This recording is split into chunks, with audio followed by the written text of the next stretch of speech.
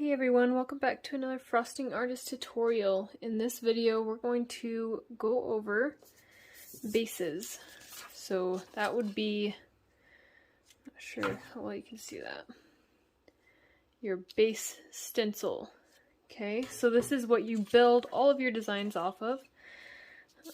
In this one I'm going to use our Beginner's Autumn Pack to do kind of a tutorial series that will explain exactly how to frost these.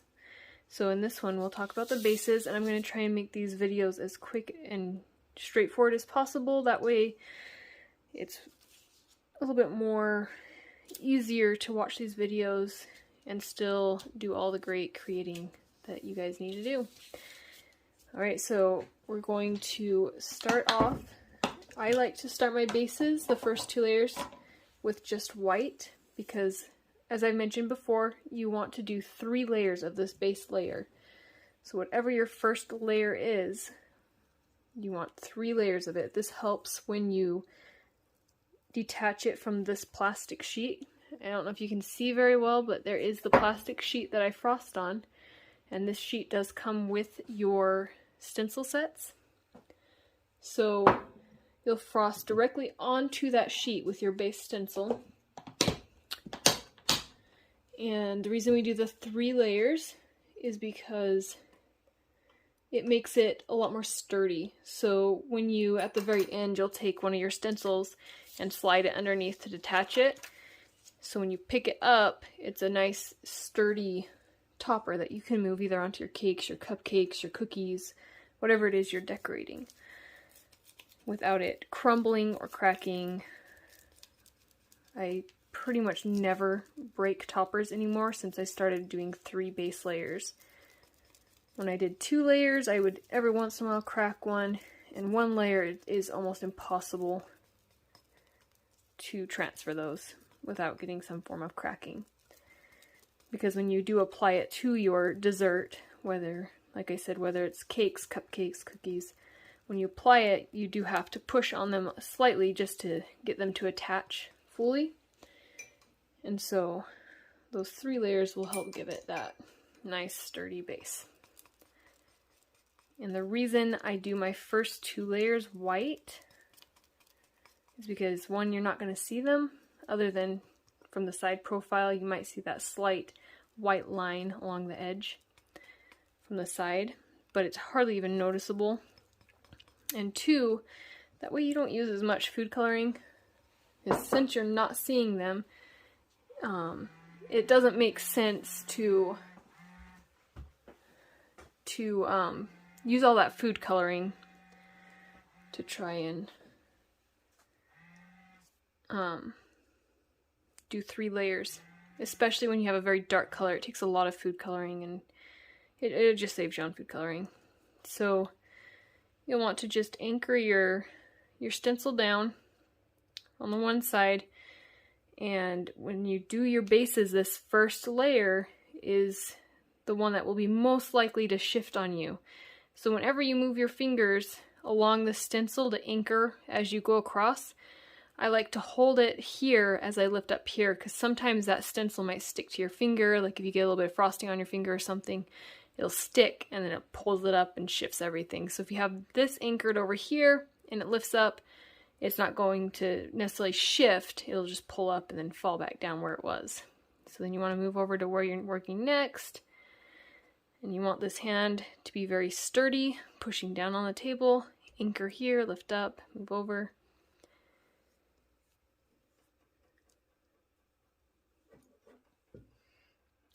And you see how I kind of bumped it there? You see that little line? Since I barely moved it, all I have to do is shift it back down, and nobody will even notice that, especially since this is the first layer. It's going to be so thin that, and at the very bottom, that by the time you get to your 3rd layer, no one will even see that you even shifted it. So, yep.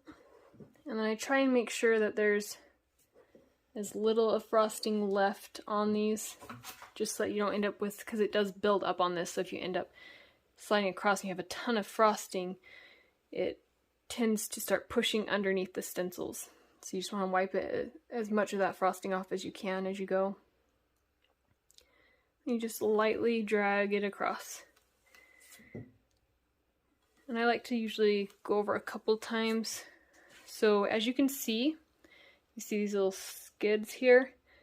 Those are from just more thicker or stiffer parts of the frosting, or there may have been like a dried piece of frosting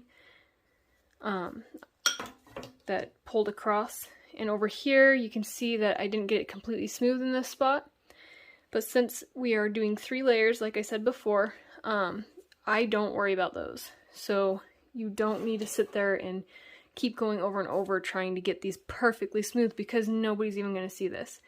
So when I peel up this stencil, I anchor in this corner, and then I grab the complete opposite corner, and I'll pull it up, and you want to pull towards your anchoring hand until it's clear. As soon as it's clear, that's when you can just let go and let your stencil come up.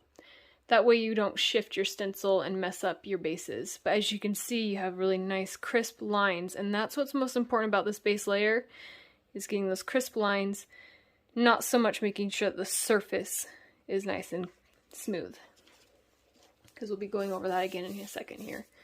So even though these all have different colors on them, and they'll all be different designs and everything, you do not have to worry about that on your first 2 layers. So we'll let this dry and come right back. Oh yeah, and before I forget, I do use a fan. I know I've mentioned this before, but I just turn that on, set it up so that it is facing at my stencils, not my stencils, sorry, my frosted toppers. And I let that run while I let it dry. It makes it dry a lot quicker. And yeah.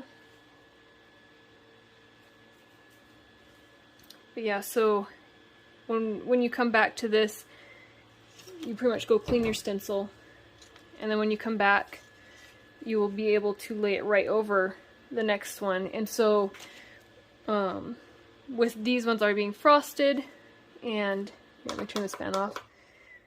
These are being frosted, that gives this stencil something to grab onto, and so then it won't shift as much, but you still want to have your anchor points on when you're holding it. That way you don't shift still. So you'd come back, you'd do a second layer of white, and then you can start coloring it and get whatever colors you need for your bases. So I think I'll leave this video here. I've been trying, my goal is to keep these under 10 minutes, anywhere from 5 to 10 minutes.